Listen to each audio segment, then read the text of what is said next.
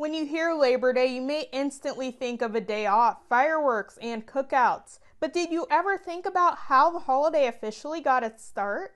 Labor Day was born in the very real and tumultuous labor strife of the late 19th century. I mean, industrialization um, was a time of enormous, well, economic growth, right, and a dynamic economy, and all kinds of rising affluence.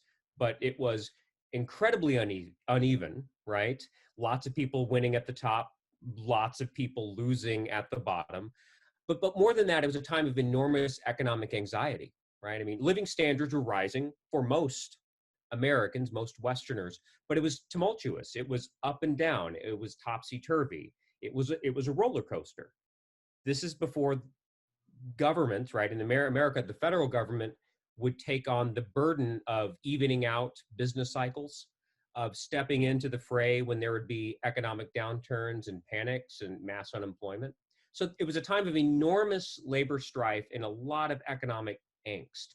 And so Labor Day was born actually because in 1894 there was this massive strike in Chicago. Okay, the Pullman Railroad um, workers had this big strike, and the president actually called out the American military, and they fired upon the strikers, and it was a bloody, murderous clash between, quite literally, the American military and laborers who were striking for better working conditions and dignity and decent pay.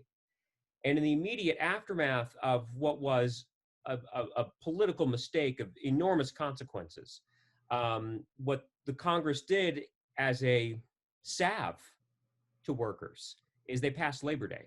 It had been a proposal that had languished in Congress, and it was sort of like, whoops, we're sorry for murdering, striking workers. Here's your Labor Day. It was originally meant to honor low-wage workers, people who worked with their hands. The timing of Labor Day, there were two choices. You're either going to, excuse me, have it in September, or you could have it in what was called May Day, okay, which was in Europe the kind of International Workers' Day. And so the May Day was always seen as sort of the radical kind of alternative to celebrating workers. And so the September date was chosen as the more kind of moderate compromise. Happy Labor Day, everyone. Odessa Meredith, YourErie.com.